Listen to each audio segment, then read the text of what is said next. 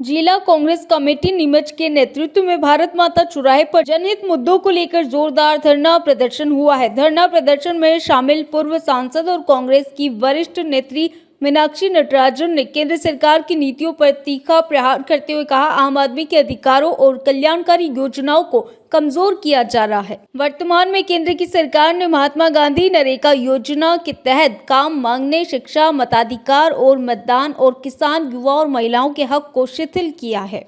सरकार जन समस्याओं पर जवाब देने से बच रही है। सरकार का व्यवहार संसदीय गरिमा के अनुरूप नहीं है।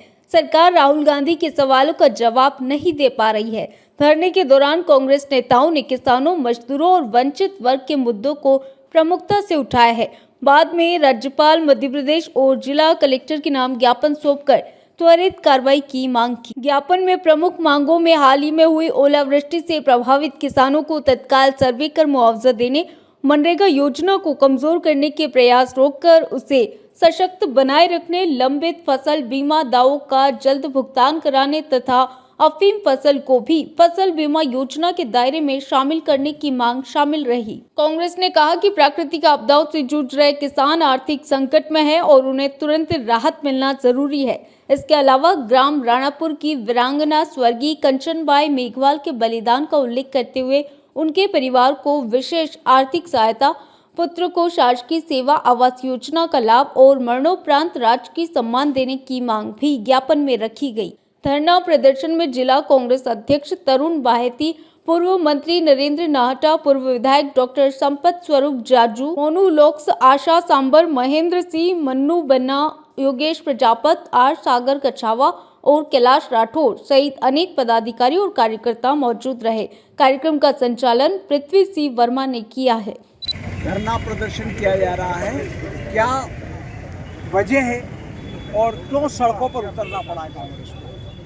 महात्मा गांधी नरेगा एक काम मांगने का हक था और जिस तरह से पिछले 15 सालों में एक के बाद एक हर हक पर प्रहार हुआ है, चाहे वो सूचना का हक हो, चाहे वनाधिकार कानून हो, चाहे शिक्षा का हक हो और यहाँ तक कि जो मताधिकार है उस तक पर प्रहार जारी है।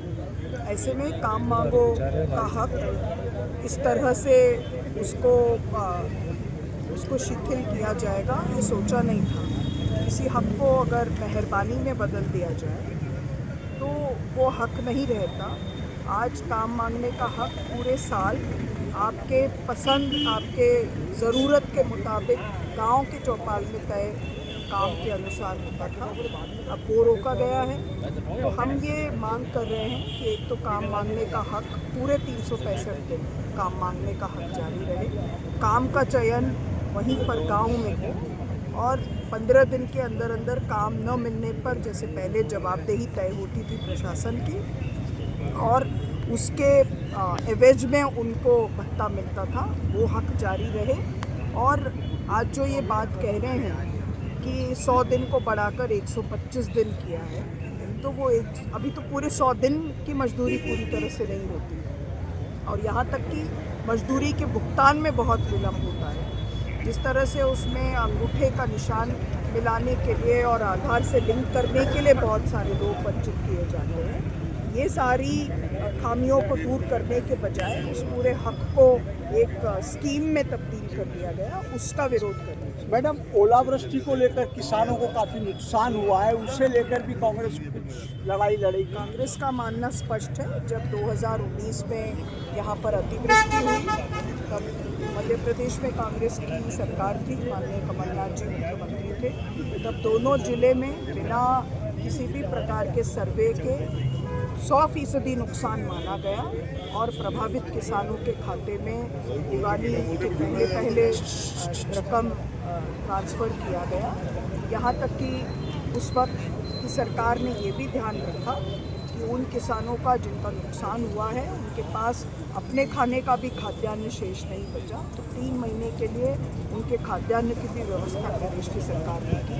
मुझे लगता है कि अगर उसी उदाहरण को मान लें और उसको फॉलो कर लें तो भी बहुत बड़ी बात होगी। लेकिन ये सरकार के उप मुख्यमंत्री जो इसी क्षेत्र से भी हैं, संसदीय क्षेत्र से, वे सर्वे की बात करते हैं, लेकिन अब तक किसानों को राहत देने की दिशा में कोई कदम नहीं। अफीम किसानों को बहुत ज़्यादा नुकसान हुआ है, जिनके लिए मुआवजे का कोई प्रावधान भी नहीं है। इसके विषय में सबसे चर्चा करने के बाद उस पर क्या हो सकता है, कांग्रेस एक राय देगी। मैडम, एक खास बात आपसे पूछना चाहूँगा। आज सांसद ने आरोप लगाया है कि राहुल गांधी जी का जो आचरण है वो संसदीय लोकतांत्रिक परंपराओं के अनुसार नहीं था और उन्हें इसमें सुधार करना चाहिए, क्या कहेंगे? राहुल जी क्योंकि इनसे वो सवाल पूछ रहे हैं जिसका इनके पास जवाब नहीं है, तो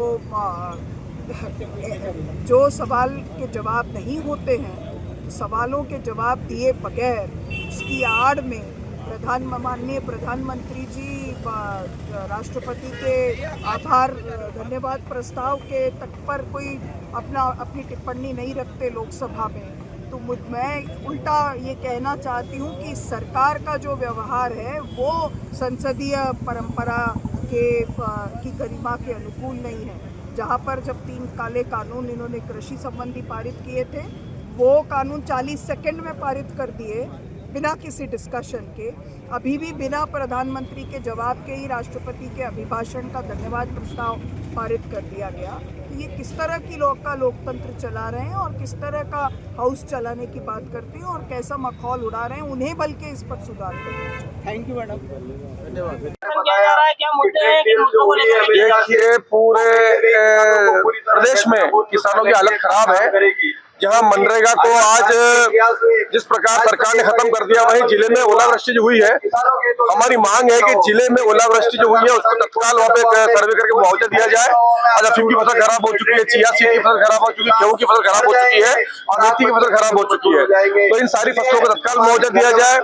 फसल बीमा तो कई वर्षों से लोग वंचित हैं, प्रीमियम कट जाती है, 1.5 साल तो बीमा नहीं मिलता, उनको बीमा तत्काल फसल बीमा तत्काल प्रदान किया जाए। साथ ही हमारे एक और कंचन भाई मेघवाल को लेकर भी मांग है कि उन्हें परिवार को आर्थिक सहायता प्रदान अच्छी करे और उनके परिवार के जो लोग हैं उनको एक आर्थिक सहायता का नौकरी प्रदान करे। साथ ही अफीम की फसल को मुआवजा नीति में शामिल किया जाए और साथ ही उनकी बीमा योजना भी लागू की जाए। मनरेगा को पुनः उस सूत्र पर रखा जाए, हमारी मुख्य मांगे हैं। इसको लेकर आज हमने धरना प्रदर्शन किया है, जिला कांग्रेस धरना प्रदर्शन किया है, सभी कांग्रेस उपस्थित है। साथ ही हम लोग इस पर ज्ञापन भी हम लोग आज जिला प्रशासन को दे रहे हैं ताकि हमारी सारी मांगे की पूर्ति की जाए। देने की मांग भी कर रहे हैं हम लोग, हाँ, कांग्रेस की मांग है कि ऐसी वीरांगना को पूरा सम्मान दिया जाए, उनको शहीद का दर्जा दिया जाए, उनकी मूर्ति लगाई जाए। 4 सूत्री मांग के साथ कंचन भाई की 5 मांगे हमारी। भारत का ब्लॉक बाबजी एएससी ब्लॉक, मजबूती ऐसी स्टील जैसी, न रेती न सीमेंट न तराई की है झंझट।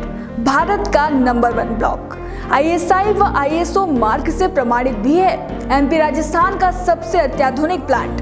अगर आप भी चाहते हैं बाबजी एएससी ब्लॉक मंगवाना तो आज ही संपर्क करें। Jhanjharwada industrial area, Neemuch, Madhya Pradesh. Contact number screen पर मेंशन है, जल्दी संपर्क करें।